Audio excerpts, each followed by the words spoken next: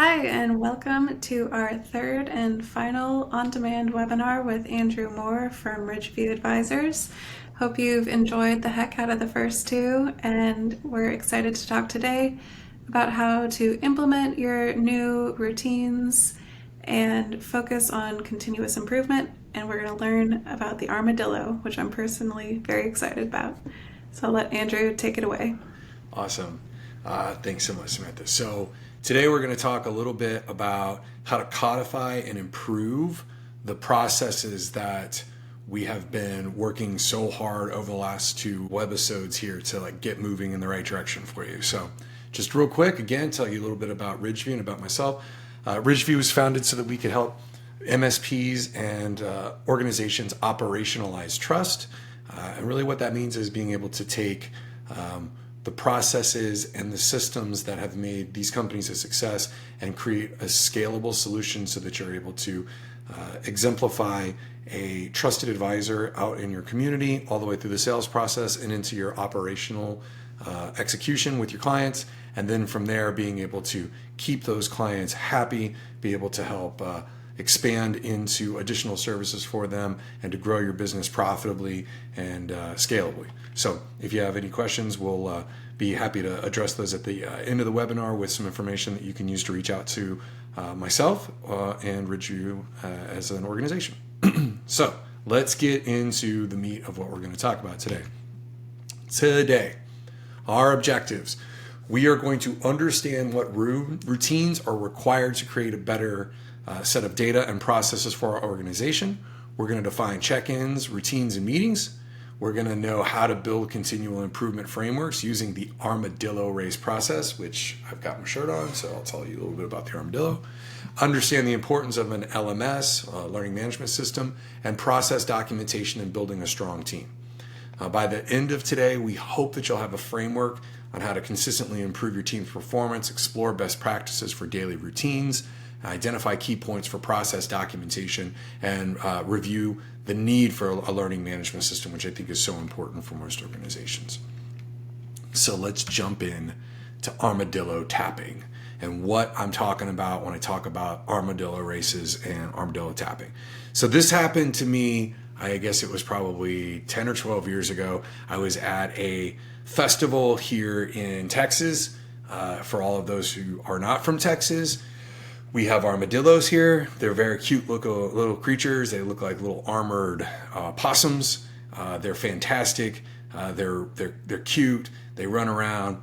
Sometimes they're a little irritating because they dig in your yard, but they're overall pretty harmless and they're really interesting. And that's our state animal is the armadillo.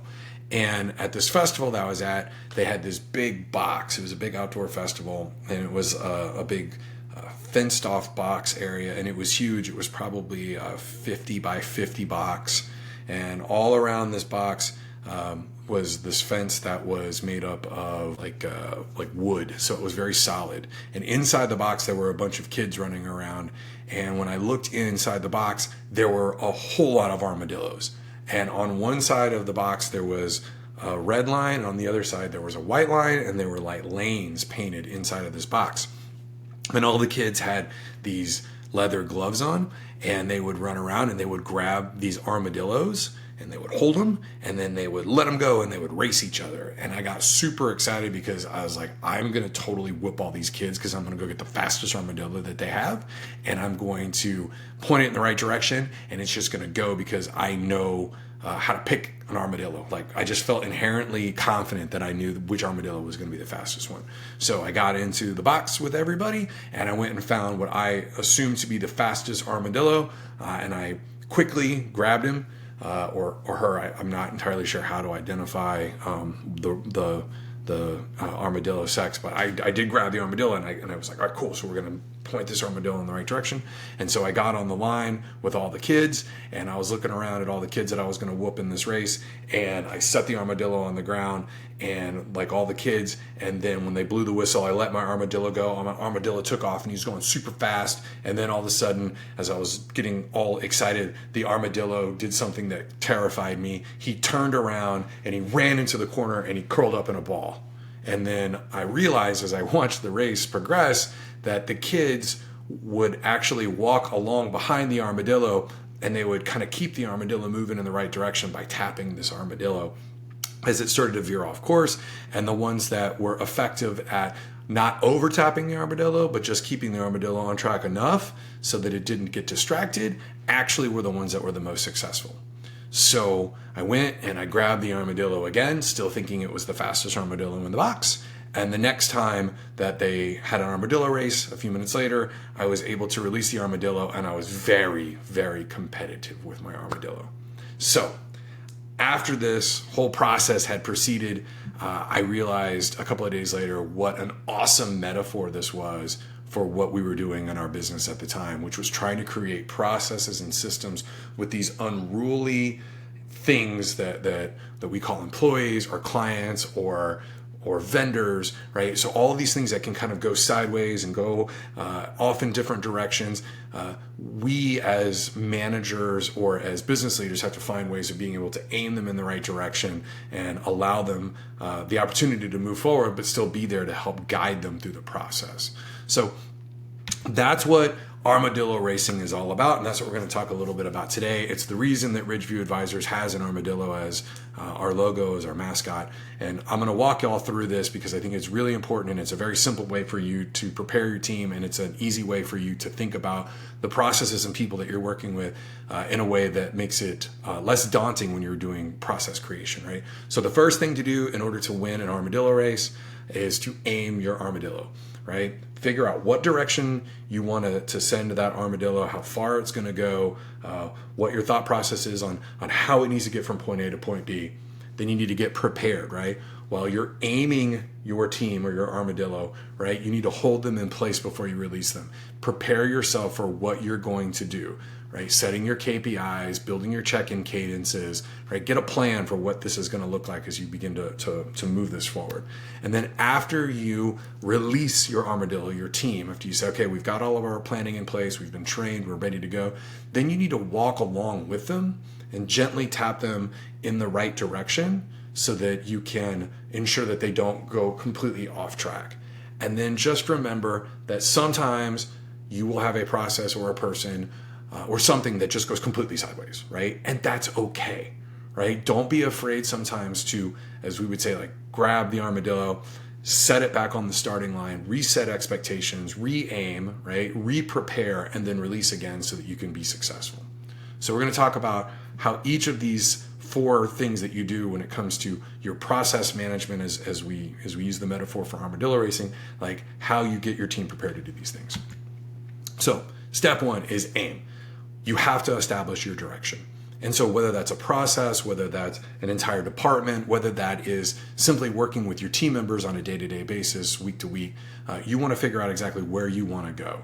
And a lot of that comes back to whenever you are building out your organization or your department, using things that you'll see like in EOS, like the VTO, right? What are we trying to accomplish here as an organization, or what are we trying to accomplish when it comes to our processes or our departments? Setting those expectations of what your mission, vision, values are, right? And then using KPIs in order to measure the success of how well you're doing with that. And so the KPIs are really where a lot of organizations fail to meet the mark when it comes to continual process improvement. You can feel like things are getting better, or you can feel like things are getting worse, but you really need to know, right? And so we've talked about this ad nauseum in the last 2 webinars, which is creating KPIs that matter, right? Not overdoing the KPIs, right? But also making sure that you're putting them in place so that you can track them on a daily, weekly, monthly basis and see progress over time. That's really one of the most important factors when it comes to aiming, right? Set your goals, understand what your outcomes need to be, and establish the KPIs that you're going to want to have in place in order to meet those goals, right? That support the organization's overall needs. Super important. Do not overlook it. And just because you're tracking these doesn't mean that they're actually going to be an impact. And I'll talk about that in a second when it comes to tapping the armadillo, so to speak, working with our team on a day-to-day, week-to-week basis on reviewing these KPIs and making sure that they understand how important they are. So the next part of winning the race when it comes to your processes and systems and tapping the armadillo is you got to be prepared. So we've got some Boy Scouts here, and their focus is understanding what needs to happen and being prepared for variance, being prepared for what the journey looks like, where they're going to be going. And if we look at that in terms of our processes and systems, that's us understanding what our outcomes need to be and then starting to get our team ready for what's coming next by getting them trained and understand what they need to do in order to be successful. In the last couple of webinars, we talked about setting these KPIs, building on our process frameworks. And once you have an idea of what the processes need to look like in order to find success and to be able to draw out the KPIs from your systems to show if you're doing a good job, then you need to start building out a training program that allows folks the ability to learn how they're supposed to do things and then be able to show that they were actually successful in retaining that information and applying it. And that's a really important part of getting an LMS in place, right? So you need to train your team. You've set your outcomes and KPIs, you have processes in place, right? But then you need to take those processes and you need to start building out a training program around those. I am a huge fan of putting together something in like an LMS.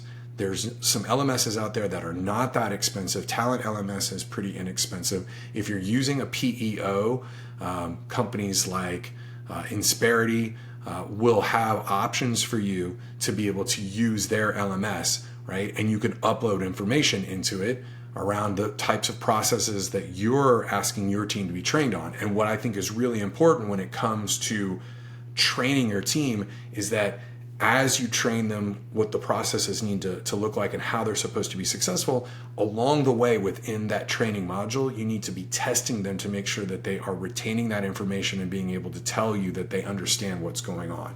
And then you need to be able to track that so that you can say, these 3 or 4 employees that we had going through this training completed it, they understood what was supposed to happen, and they showed proficiency in the task. So that later, when we talk about the reset portion of our armadillo metaphor, if they wind up not being successful in their day-to-day activities and they're not fully grasping what they're supposed to be doing based on the training they took, you can put them back through the training to help them get a better handle on what they're supposed to do and reset them so that they can be successful. It is really, really important that you look at your human resource management system, HRMS, or work with your PEO to find out if you can find some sort of cost-effective LMS. If you can't, then create a PowerPoint document. Put something together that allows everybody to be able to walk through it, create a video on Loom, do something so that or Teams, and do something where you can actually show the team members what it is to be successful doing their job. And then at the end, if you want, you can put them through some sort of a quick test, or you can ask them to demonstrate to you that they were able to retain the information by performing the task. There are a lot of different ways to get to this point, but the easiest way to be able to do it, to track it long-term, is to start putting an LMS in place. And that allows you then, as you change processes, or if you get more complicated and people begin to need to do more advanced level tasks within their departments, you can build on that by adding more information to the LMS or updating the training documentation that you currently have in place. That's better reflective of your frameworks as you begin to get better at training and process design. But it's super, super important. I strongly recommend it. The next thing we're going to talk about in being prepared is routines, right? And so routines are something that you want to establish with your team on a daily basis. Right? And so some of the easiest routines that there are to put in place are things like shift open and shift close routines, pre-sales routines, post-sales routines, being able to sit down and have people go through a checklist, right? So that they have a quick and easy way of understanding what good looks like every day, what it looks like to start the morning to be prepared, what it looks like to end the day so that they can be ready for the next day, and create consistency within your deliverable. Consistency creates scalability. It creates efficiency, right? And it reduces the amount of variance that you're going to have. So I hear this all the time where people are like, well, I hire professionals, or people are going to get frustrated with me, right, if I start putting these routines in place. I will tell you this, routines are not micromanagement. Routines are also not insulting to employees, and routines are not difficult to implement.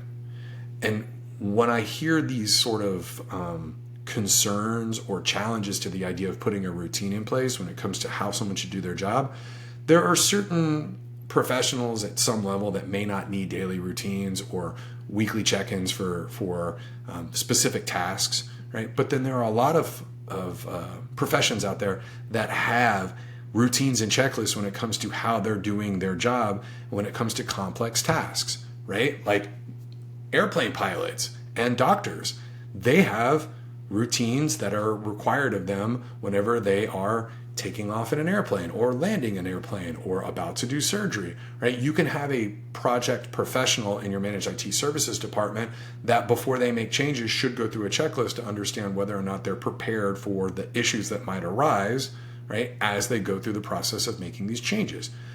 The same is true of your service desk personnel, right? Being able to say that every morning when they come in, that they've looked at their queues, they check to see what's supposed to happen that day, they understand what's going to be expected of them, they've updated the information, they are prepared knowing that there might be somebody that's out on their team and there's some additional tickets that they may have to take.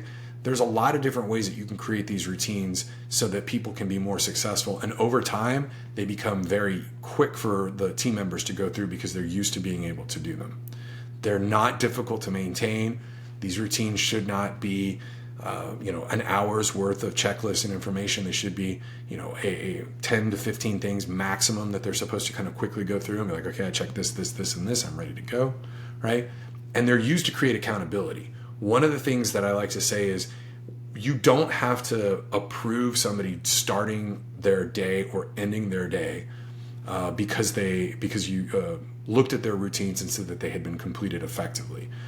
We hear that sometimes where folks say, well, we created this routine, and before anyone is allowed to actually log into the service desk queue or to start their project work, they have to have that approved by a supervisor. If you want to go that far, that's fine. But from an accountability standpoint, which I'll talk about here in just a few minutes when we talk about one-on-ones, if they are saying to the team, to their supervisor, I ran my checklist, I'm ready to go, they can simply just start doing their job, right? And if it turns out that during the course of their day-to-day work, or if they're doing something on a project and something goes sideways, or they have consistent issues in a certain area, it may be that they're not actually going through their checklist appropriately and putting their routines down so that they can be held accountable. And so what will wind up happening is you can sit down with them at their one-on-one and say, hey, we've continued to see issues where your tickets aren't being updated, even though at the end of the day you tell us that you run your closed shift routines, and we're seeing that these tickets aren't being updated. So either you're not running the routines or we've got a problem, we're going to need to go back through training again, right? These routines are critical to your service consistency. They are very, very, very important. Most of these routines shouldn't take any more than 5 to 10 minutes to perform at the beginning of the day, at the end of the day, or at the beginning of a complex task or the end of a complex task, and they're really, really important. The best MSP routines that I've seen out there are open and closed shift routines. So as someone comes in to start their day, it's a pre-flight checklist. So they jump in and they're like, I've looked at all the things that are in my queue. I'm prepared with the training that I have to have in order to be successful at these things. I know what my escalation points are. I have escalated the things in my queue that are supposed to be done based on SLA. I'm ready to rock and roll.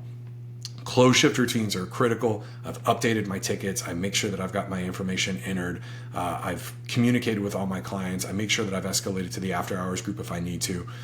Nothing on my board is going to be a surprise to my supervisors tonight or tomorrow, or especially if I'm sick and I don't get to come in the next day, right? Those are super important and they're great for MSPs. Morning stand-ups. Each department or a group within your organization should have a 10 to 15 minute meeting every morning that covers the same things every morning, right? Think of it like when you go to a restaurant, they're going to say, hey, what's on the menu for today? What's our special, right? Do we have a reservation coming in that's kind of big? Who's sick, right? From a MSP side of the house, like what projects are in flight? Do we have an upset client? Were our SLAs in line yesterday? Do we have timesheets due today, right? You should be checking the leaderboards on KPIs in those stand-ups, right? How many tickets got closed yesterday and who was the leader in that, right? How many people answered the phone yesterday and how many phone calls did they take? Who was able to get on the calls the fastest? Those types of things are really important to creating gamification within your team and holding everybody accountable on a daily basis. Other areas within an MSP where I think routines are really important are on the sales side. I love sales call prep, and I love sales call 180s. You never should underestimate how important it is to have a routine prior to walking into a sales engagement. One of the most important things that I've ever seen happen when you go into a sales engagement is to know what outcome you want before you go into that meeting. If the outcome that you want in that meeting is to get a signed contract, then that's something you should be focused on. If it's to get to the next stage by getting them to agree to a second discovery meeting with an engineer, then that's what you should be aiming for. And I think it's super important because a lot of the times people will go into these meetings and they don't know exactly what they want from a sales perspective. And so they struggle to figure out how to aim the meeting, how to get what they want. Or sometimes they get what they want and then they keep talking or they push and they wound up actually sabotaging the end result of what they were aiming for. And they come out of that meeting without anything useful to them. The other part of it is the 180. At the end of the sales meeting, within 10 to 15 minutes, it's super important if you can, if you're doing a sales call with another person, to sit down with them and talk in the parking lot or in the lobby of the office that you met at, or hop back on another Teams meeting and say, hey, how did that go? Right? Did one of us talk too much? Did one of us not talk enough? Did we get what we wanted out of that meeting? What are our action items and follow-up steps? Those are super, super important, right? So if you're an MSP and you don't have open and close shift routines, if you're not doing morning stand-ups and you're not doing sales call prep or sales call 180s, these are easy routines that you can put in place with simple checklists that'll make your life way better, make your service more consistent, and help you close more deals for sure. So the next thing that we want to look at is, now that we've got our systems aimed and that we've got our routines in place and we're prepared to get everything moving in the right direction, we have to be able to tap things, right? We have to keep things moving as they move forward, because if you don't, inevitably, as straight as things go, something's going to happen. Your armadillo is going to get spooked and your process is going to go sideways and you're going to have to go grab that armadillo and reset it. So as much as you can, you want to be able to tap the armadillo to keep it moving forward. The key to this is, and this is the art part of it, is knowing just enough, just how much you need to tap it without making it a distraction, right? There's a fine line between keeping things moving in the right direction and micromanaging. And so I'm going to talk to you a little bit about some of the ways that you can avoid micromanagement and keeping the armadillo moving forward. I like weekly reviews. I think weekly reviews are a critical part of giving everybody an opportunity to not get distracted and know how to provide feedback to one another in a way that is structured. And it does not put you in a position where you are getting distracted by people coming to you with things that aren't urgent or important, because you have an outlet to be able to have those sort of conversations with folks, right? Whether that's the department level or if that's the weekly one-on-one check-ins with the individuals that you have reporting to you. Accountability is a critical part of this. These weekly reviews should be data-driven. I like the department level meetings being EOS style, and individual check-ins where you're hitting 3 or 4 really important data points, right? And focusing on the outcomes, right? What are we trying to get out of this meeting? What are we trying to accomplish as a group? Are we moving things in the right direction? And the data is going to show that. When you go to have your department meetings, the level 10 meetings for L10 are super important, and you can set your outcomes and your goals by putting rocks into the systems. Stretty's got a great way of being able to do that, where you can go in and each individual will have a series of rocks that they're going to want to be focused on over that quarter that they're trying to move forward, which are these big objectives, right? They take many, many weeks or months in order to achieve. There's something that's going to help the entire department or group move forward in a very major way, and they're agreed upon by the rest of the group as being meaningful to each other, right? And so when you get together and have these level 10 meetings, right, and you review your rocks, you can see if they're on track or not.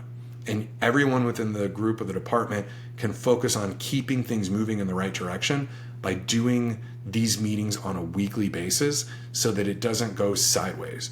So that you don't pop your head up after 6 or 8 weeks and realize this wasn't on track, and now all of a sudden you have to reset it and all your timelines are going to be off, right? It also avoids when if there's an issue with one of your rocks or one of your deliverables, you don't have to immediately go raise your hand and start talking to the other members of your team or your department. If it's not super urgent, it can wait till you have this departmental meeting every week. And that's a really important outlet for folks, because it keeps people from getting distracted, and it keeps folks from constantly having to raise their hand and say, hey, I need help, I need help, I need help, because they know that there's a place that they can go and they can work through it as part of their issues in this weekly meeting that they have. So it's really important, and I strongly recommend folks use these L10 meetings with their departments to move the ball forward. To-dos are an important part of this as well. To-dos are like micro things that need to get done. They're not quite as big as rocks. They're usually action items that you can get done within a week or two. And they're things that can be simply checked off, right? Like in this one, I have update the CRM fields for better reporting. And that could have come out of a conversation that we had the week before that said something needed to get done. I agreed. I was like, yeah, we should totally change those CRM fields so we get better reporting. And my job was to go change them. And then I'm being held accountable to the rest of the group, making sure that, again, we're tapping a process or a person to keep them moving in the right direction without having to reset them.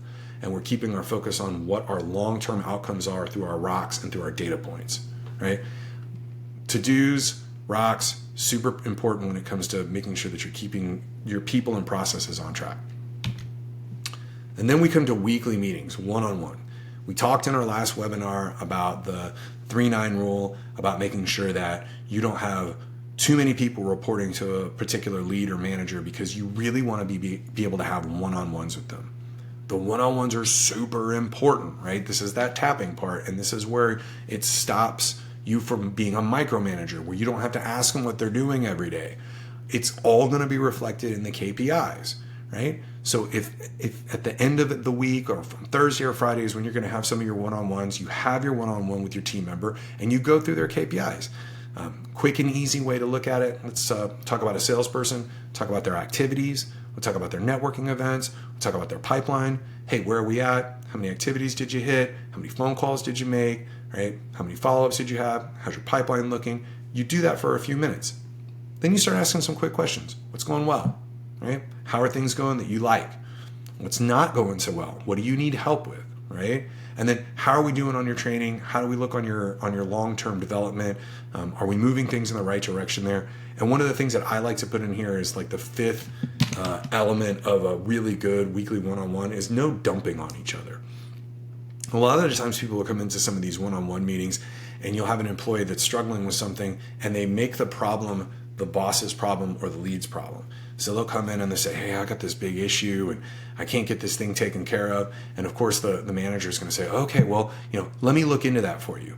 And what has eventually happened in that situation is that employee had an issue, and instead of that employee being able to work through that issue and being provided guidance, tapping them to move them forward, the manager now took their problem. So the employee has walked out of there without a problem, right? And now the manager's got an extra problem that they're going to have to deal with and then get that information back to the employee. I recommend that these meetings are short, they're succinct, and what you'll be able to do is provide guidance on like, well, you know what, that seems like a really difficult issue. My advice would be is to look at the following options, right? Go see what you can find out and then come back to me with 2 or 3 ways that you think that we could address this, rather than just taking the issue entirely from the employee and making it your own. Sometimes you'll have to do that, but for the most part, what I find is that managers don't do a good job of being able to provide guidance, a little bit of tapping, and letting the employee know, hey, this is what I need back from you, which are options. I don't need you to come to me with your problems. I need you to come to me with options on how we can solve your problems. And that really helps everybody grow, and it gives everyone an opportunity to work together to solve problems rather than just having the solutions dictated to them from the manager, or the manager taking on more responsibility than they're supposed to. Resets. The last thing that happens in armadillo racing. So sometimes things go sideways. There's nothing you can do about this for the most part. You'll have an employee that struggles. You'll have a process that wasn't well thought out or planned. You'll have a vendor that makes a change to the way that their product works.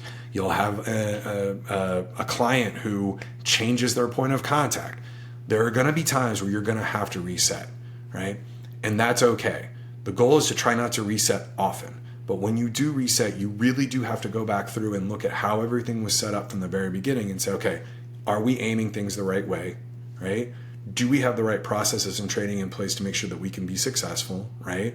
And then when you let that armadillo go, whatever that is, a process, person, client, right? Make sure that you're prepared to follow alongside of it and continue to make sure that you're tapping it to move it in the right direction. If you don't take the time to reset and you just allow the process or the system to roll into a ball and hang out in the corner, you're never going to get the results and the outcomes that you're looking for. You're just going to get frustrated. So from time to time, you're going to need to reset. So it's okay. But just remember that when you do reset, you're going to need to make sure that you start from the beginning and aim and prepare and get everybody moving in the right direction by setting their sights and their goals again. It's important to have the documentation and the processes and the training in a place where it's not confusing for the employee or the client or whatever it is that you're doing. So what I mean by that is, if your training is set up in the LMS, or you've got documentation on how training works, and you've got someone that isn't meeting the mark, they're not hitting their numbers, they're not in a position to be successful, you can put them back through training. You can set them back on the starting line, point them in the right direction, get them re-prepared, right? And hopefully they don't wind up putting themselves in a position where they're constantly veering off the lane and having to be reset. And if they are, then you might realize that you got a bum armadillo and that you might need to make a change, right? But at that point, you'll be in a position where you've already reset it a few times, you've put people in a position to be successful with KPIs, you've walked alongside them to make sure that they can be successful. And at that point, you can rest assured that you've done everything that you can to ensure that your process or your person has been moving in the right direction and you've supported them as a manager or a leader. So, in conclusion, if you want to win an armadillo race, right, or a process, or a helping your employees, right, the first thing to do is to aim, identify the direction you want to point your team and show them where they need to go, set your KPIs, and establish your framework. Prepare. Number 2, while you aim your team, hold them in place before you let them go. Get each person ready for their role, set their KPIs, their check-in cadences for success, and build your plan. Then, after you let them go, you have a predefined way of being able to walk alongside your team and tap them to make sure that everybody's moving in the right direction. Use the cadence and processes established in the second step there under prepare and to help keep people on target and focused in the right direction. And then 4, if somehow, some way, something goes completely sideways, don't be afraid to grab a team member, right, or your team or a process and do a quick reset. Re-aim everybody, get them prepared again, and then re-release, and then go back to following along and tapping the armadillo to keep it moving in the right direction. If you follow these processes for the focus of your team and being prepared and aiming them in the right direction, you will find success.